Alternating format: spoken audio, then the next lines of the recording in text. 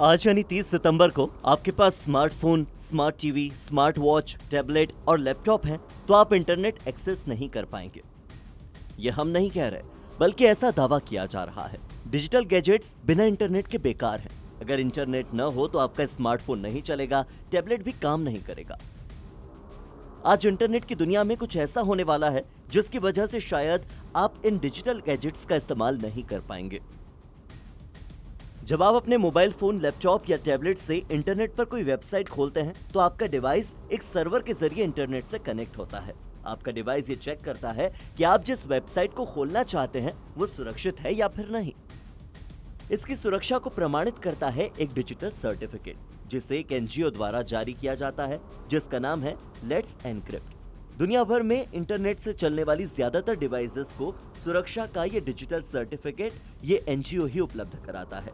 लेकिन इसके ज्यादातर डिजिटल सर्टिफिकेट आज एक्सपायर हो जाएंगे और इसीलिए आज जब कई लोग अपने स्मार्ट डिवाइसेस से इंटरनेट को एक्सेस करना चाहेंगे तो कोई वेबसाइट भी खोलें या फिर कोई ऐप डाउनलोड करें तो हो सकता है कि डिजिटल सर्टिफिकेट न होने की वजह से आपका डिवाइस इन वेबसाइट और लिंक्स को पहचानने से ही इनकार कर दे।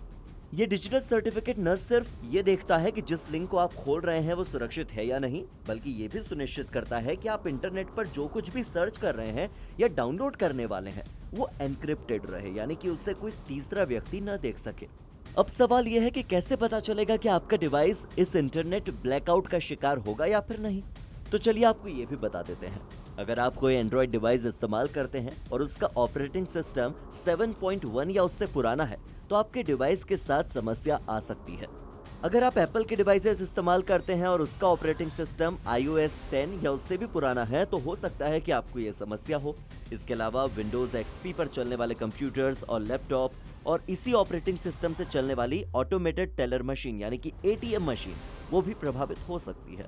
इसके अलावा दफ्तरों में लगाई जाने वाली बायोमेट्रिक डिवाइस जो कि अटेंडेंस के काम आती है वो भी प्रभावित हो सकती है। वैसे अगर आप अपने डिजिटल डिवाइसेस को लगातार अपडेट करते रहते हैं तो आपको डरने की इतनी जरूरत नहीं है, लेकिन अगर आपके डिवाइसेस अपडेटेड नहीं है तो आप इसे इसी वक्त अभी अपडेट कर लें।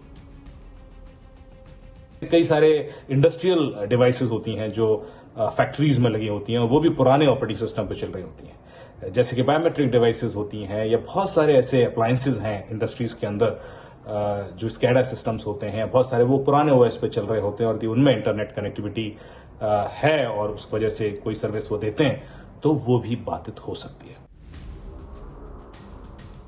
अब समस्या यह है कि एंड्रॉइड या एप्पल iOS को अपडेट करने की सुविधा सभी डिवाइसेस पर नहीं होती है। जो स्मार्टफोन ज्यादा पुराने हैं उनमें आप लेटेस्ट ऑपरेटिंग सिस्टम डाउनलोड कर ही नहीं सकते।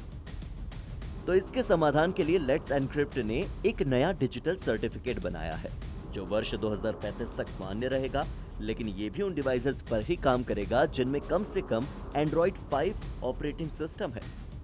लेकिन बहुत पुराने एप्पल डिवाइसेस का क्या होगा ये स्पष्ट अब तक नहीं हो पाया है। इसी तरह अगर आप अपने कंप्यूटर या लैपटॉप पर विंडोज XP या इससे भी पुराना ऑपरेटिंग सिस्टम इस्तेमाल करते हैं तो आपको भी इसे इसी वक्त अपडेट कर लेना चाहिए।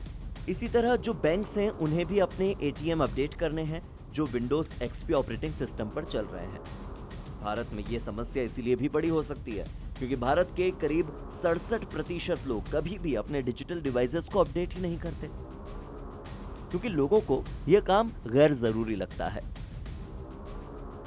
लेकिन इस वक्त जो खबर हम आपको बता रहे हैं वो ये बताती है कि चाहे मोबाइल फोन हो या फिर जीवन, दोनों को समय समय पर अपडेट करते रहने में ही फायदा है, क्योंकि न जाने किस दिन पुराने डिजिटल सर्टिफिकेट और पुरानी सोच एक्सपायर हो जाए और आप इस रेस में पीछे छूट जाएं।